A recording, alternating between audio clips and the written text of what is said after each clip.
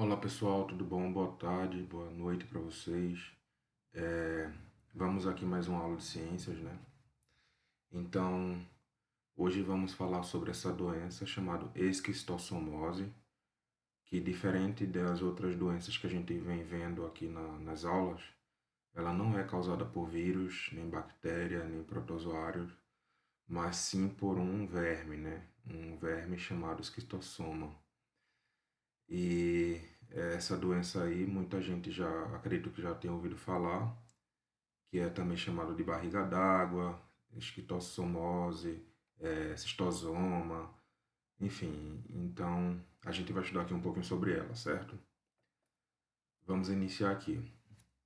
A esquistossomose maçônica é uma doença infecciosa parasitária, certo? É provocada por um verme, tá? Como eu falei, não é uma doença causada por um verme do gênero Esquistossoma, que vive na corrente sanguínea do hospedeiro definitivo. A gente vai ver aqui o ciclo de vida deles e como é que ele infecta, né, o ser humano, tá? Inicialmente é uma doença assintomática, né, que é aquela que não apresenta aqueles sintomas clássicos, mas só sintomas generalistas. E até formar uma forma crônica grave, né, que pode levar até a morte do paciente. Como eu falei, ó, uma doença chamada de cistosoma, cistossomose, doença do caramujo, barriga d'água, tá? Doença de Mansão-Pirajá, ah, e assim sucessivamente. Então, é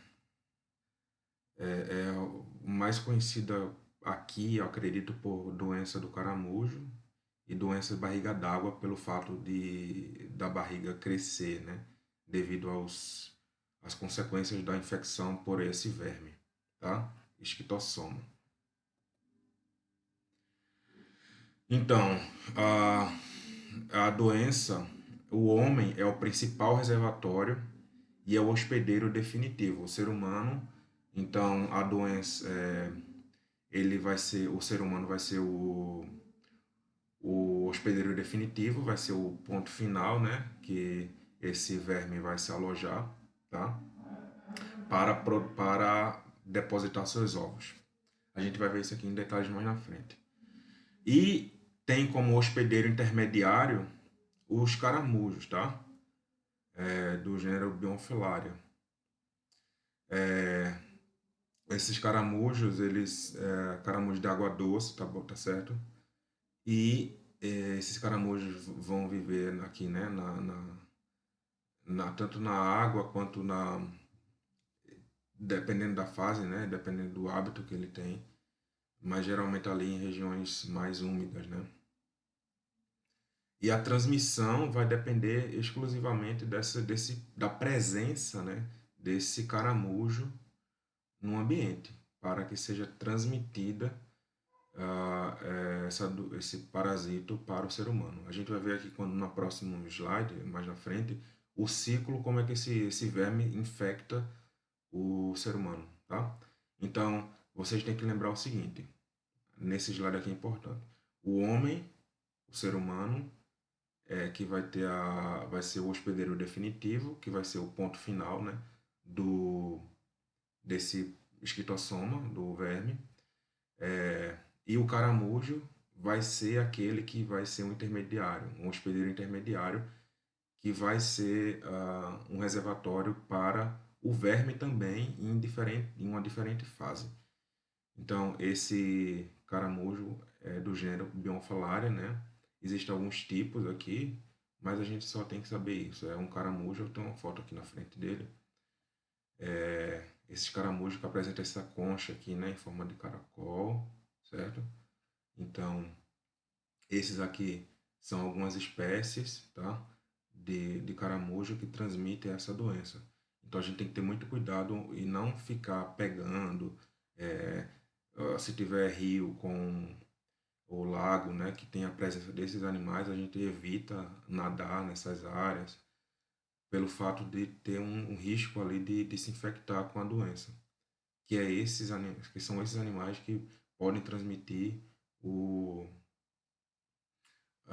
o esquistossoma, né? Que é na forma larval lá, que é a cercária. Então, temos que ter muito cuidado e evitar ao máximo esses animais, tá bom?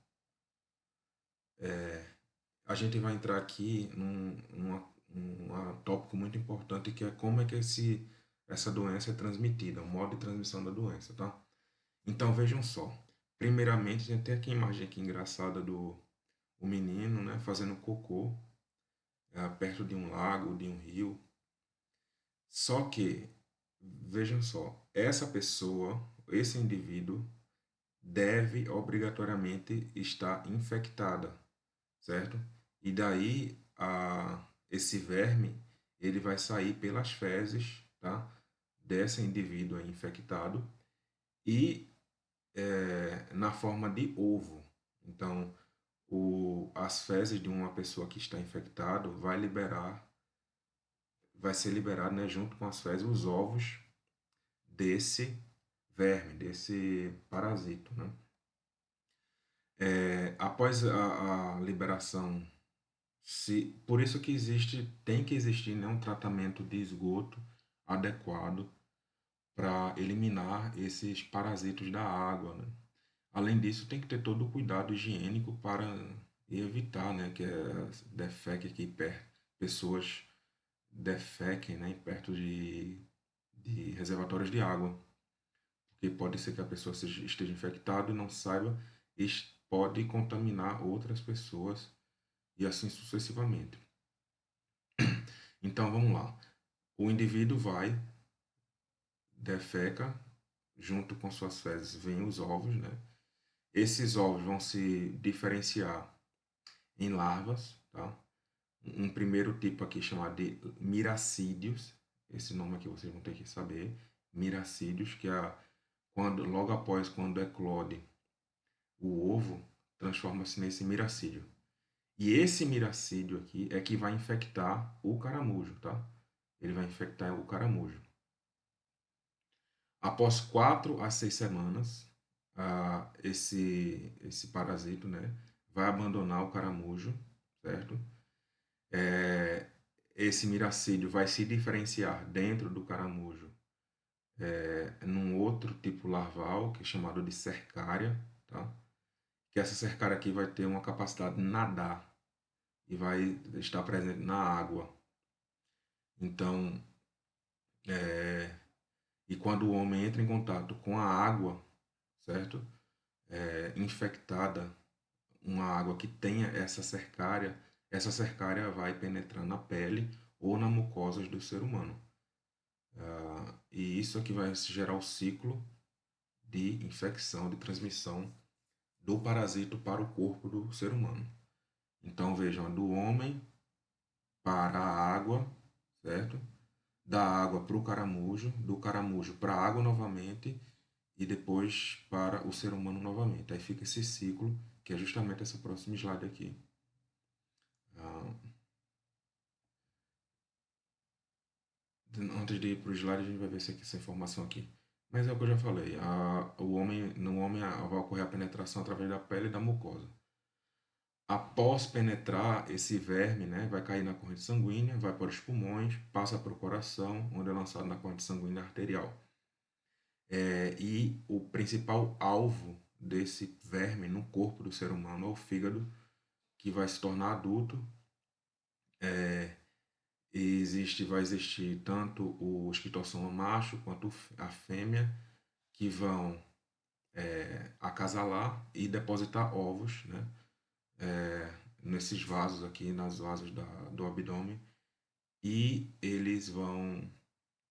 esses ovos vão cair no intestino, tá, no intestino grosso, e vão ser liberados pelas fezes humanas para reiniciar o ciclo. Vejam só aqui, nessa imagem é mais fácil de entender, certo?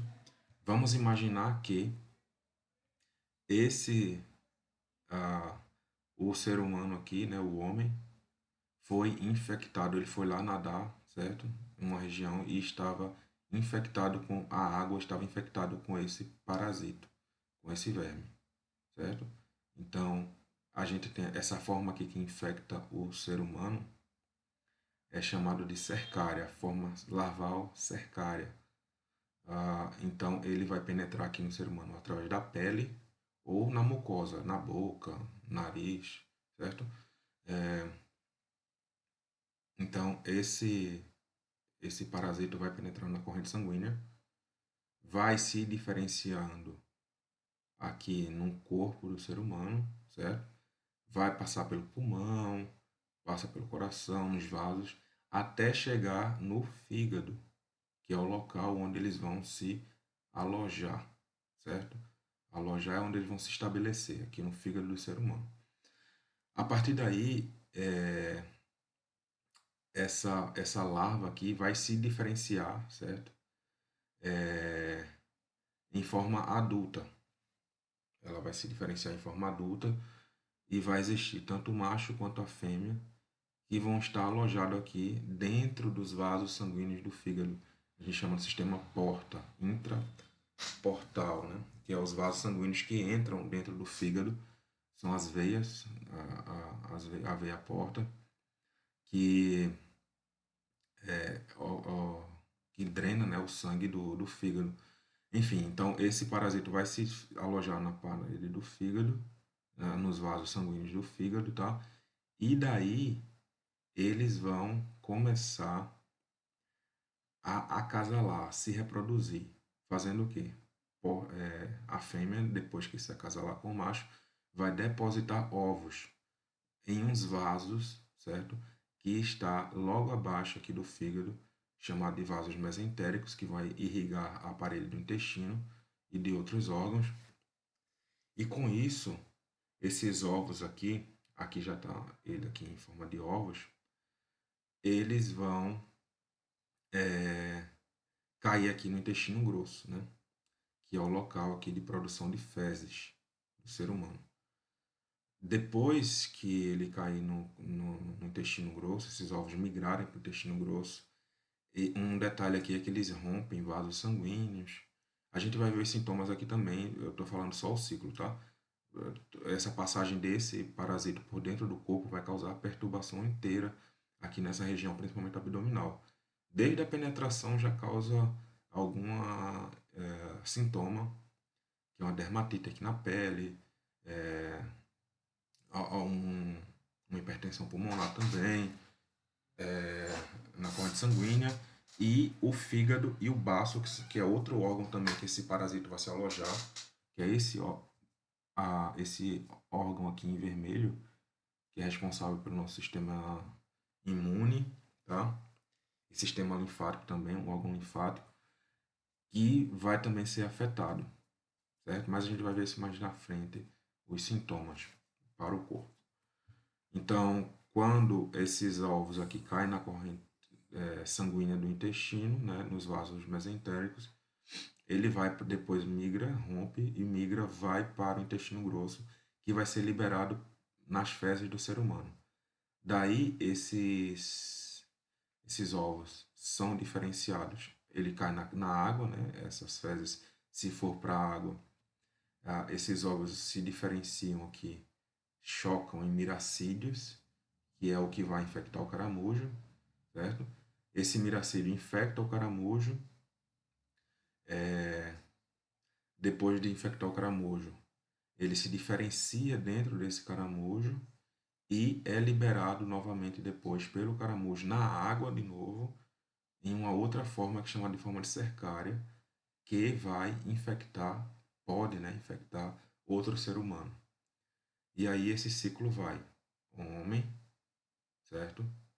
O homem vai todo, o parasito infecta todos os órgãos aqui da parede abdominal, principalmente o fígado, né, e baço, cai o parasito, o macho e a fêmea depositam milhares de ovos, cai nas fezes, sai com as fezes. Esses ovos se diferenciam em miracídios, que são a forma larval que vai infectar o caramujo. Esse caramujo, esse esquistossoma no caramujo se diferencia em cercária, E assim vai. Homem, água, caramujo, água, homem. Então esse parasito, né, esse verme vai se diferenciando e causando estragos por onde ele passa, certo? Aqui a gente tem uma imagem bem legal, imagem real de um verme adulto aqui, certo? Esse aqui na esquerda, onde eu estou passando o mouse, é um verme adulto. Na verdade aqui são os dois. Esse aqui fininho aqui, o que está dentro, passando aqui dentro, é a fêmea. E esse aqui é o macho, certo? Que abraça a fêmea para acasalar. Então aqui a gente tem o verme adulto. Aqui a gente tem o ovo, tá? O ovo que é produzido por esses dois indivíduos adultos, que vai ser liberado pelas fezes do ser humano. E na água, esse ovo aqui vai eclodir, aí dá origem a essa larva aqui, nesse quadrado azul aqui. Aqui a gente chama de miracídio, que vai ser a forma larval que vai infectar o caramujo. Quando esse aqui entra no caramujo, certo? Penetra o caramujo, vai se diferenciar nessa outra última fase aqui, chamada de cercária, que vai ser liberado pelo caramujo, do caramujo para a água, e essa forma larval é que vai que vai infectar o ser humano. A partir daí, ele vai se diferenciando, tá? Ele perde essa cauda quando penetra no corpo do humano, e essa parte aqui se diferencia em vermes adultos, que vai ser no caso esse aqui, e forma um ciclo de vida, certo? Vamos lá. Período de transmissibilidade. A partir de 5 semanas após a infecção, o homem pode excretar ovos viáveis de Schistosoma mansoni nas fezes, permanecendo assim durante muitos anos, tá? Se não tratar, né? Os caramujos infectados liberam a cercária durante toda a sua vida, que varia de semanas a 3 meses. Então, tanto o caramujo quanto o ser humano, no caso o ser humano, né, quando não é tratado, fica depositando, liberando esses ovos, né, na água, pelas fezes. Aqui são as manifestações clínicas, né, o que vai causar no ser humano essa doença.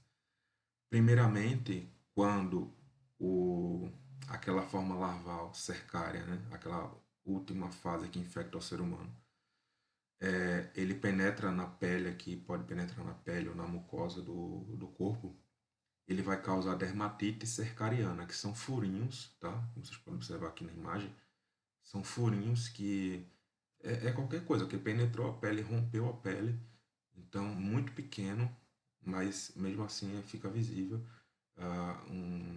uma área avermelhada, que é o local de penetração desse parasito no corpo. Aqui a gente vai ver os sintomas da a fase aguda, né? Que é a fase inicial da penetração desse parasito no corpo. Logo após a penetração, a pessoa pode ter fraqueza e tontura, né? Devido a um corpo estranho entrando no seu organismo. Vai causar sintomas generalistas, né? Que é febre, dor abdominal, dor de cabeça, que é a cefaleia. Pode ter perda de peso também, certo? Após umas 5 semanas. Outros sintomas aqui, náuseas, né? Aqueles enjoos, vômito, certo? Diarreia, tosse também. Então, esses são sintomas clássicos logo após a infecção do parasito no organismo, na fase aguda. Já na fase crônica, que é aí que é o problema, quando não é tratado, certo? Quando esse ser humano não é tratado, vai causar doenças muito sérias e vai levar à morte, tá? Vamos falar os principais sintomas aqui na fase crônica, que é após 6 meses da infecção desse parasito no organismo. Vejam que a principal característica é esse aumento aqui da barriga, né? Por isso que é chamado de barriga d'água, essa doença. Por quê?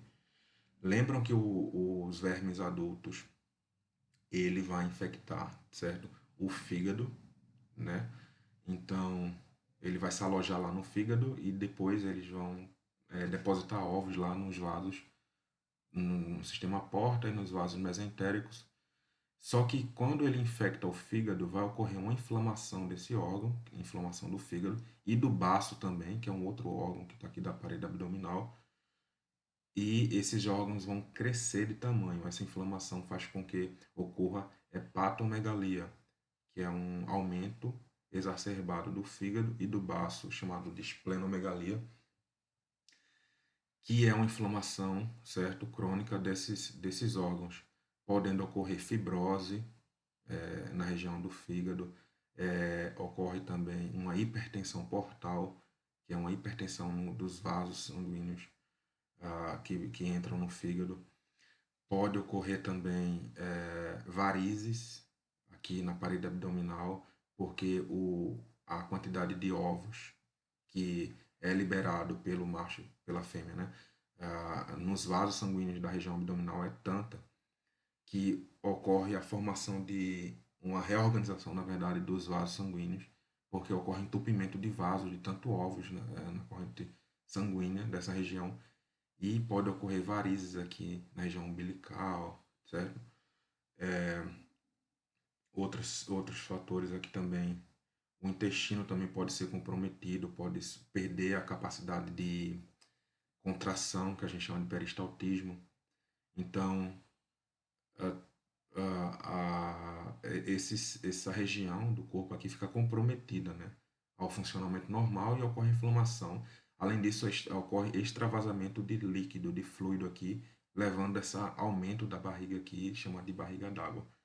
Então, esses aqui são os principais sintomas na fase crônica, né, da doença, do esquistossoma mansoni. Então, a gente tem que ter muito cuidado com esse parasita. Mas, felizmente, essa doença tem cura, né? Mas também pode levar à morte. Aqui mostrando, ó, no Brasil, os locais onde ocorre maior índice dessa doença, né? De esquistossoma mansoni.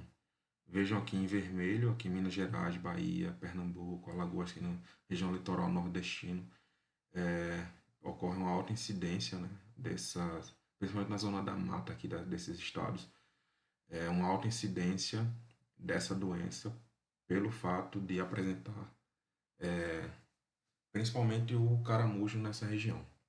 Mas aqui esses outros pontos aqui também, ó, pontos principalmente aqui na região nordeste, sudeste, tá? Pouco aqui na região sul, ocorre um alto índice dessa doença, a, da esquistossomose, certo? Então, o que é que quais são os métodos, né, para identificar essas doenças?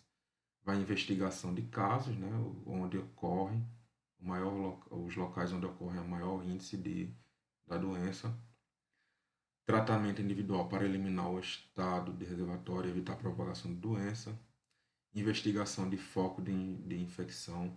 Isso aqui são o pessoal que trabalha, né, na investigação dos casos, que devem ver onde é que está ocorrendo mais. Isso a gente chama de epidemiologia, né? Onde está ocorrendo mais e quais as medidas tomar, principalmente nessas áreas de alta incidência dessa doença. Aqui só para dar um exemplo, em Ribeirão das Neves, né, tem sido feito aqui é um exemplo de uma cidade, certo? Em São Paulo, feito 8.000 exames coproscópico da população em 2010 e trata-se e na cidade tratam 80% dos portadores da doença, certo? Aqui só uma imagem vai mostrar o macho e a fêmea, a diferença. E a gente chama de dimorfismo sexual, onde o macho e a fêmea são diferentes, certo? Diagnóstico é feito via exames laboratoriais, como pesquisa de ovos nas fezes, né? Então, aquele exame de rotina de fezes, se foi identificado fezes desse, ah, foi identificado ovos nas fezes desses pacientes, vai já é um sinal para que a pessoa esteja infectada. Biopsia retal, biopsia hepática, eclosão de miracídios, entre outros. E, como eu falei, felizmente, essa doença tem cura através de medicamentos, né? Esse aqui é o mais famoso, o praziquantel, e esse outro aqui, oximinic, são medicamentos de forma oral, né, comprimidos para tratamento dessa doença. E quais são as medidas que devem ser tomadas para que evitem, né, a propagação dessa doença para o ser humano? A gente chama aqui de profilaxia. Quais são as medidas de prevenção? Então, construção de fossas sanitárias adequadas, tratamento dos esgotos, controle da população de caramujos.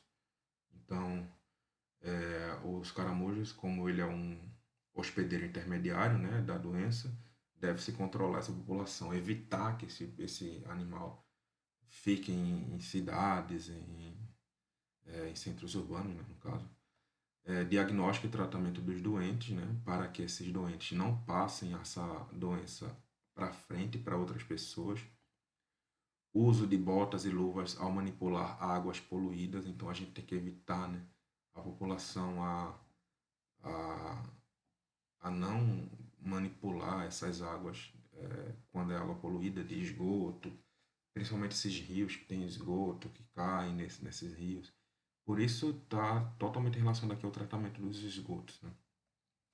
E orientar a população sobre o modo de transmissão da doença e como evitar. E aqui, então, uma educação sanitária, né?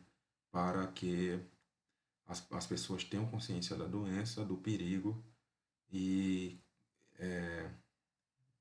saber como evitar, e principalmente pessoas crianças, né? Que vivem em áreas de rios, áreas com esgoto aberto, sempre evitar essas regiões, pelo fato de ser uma água poluída e ali pode ter muita coisa, além dessas doenças, outras, né? Certo, pessoal? Vamos ficando por aqui. Até a próxima aula. A gente vai fazer uma atividade agora. E é isso. Valeu.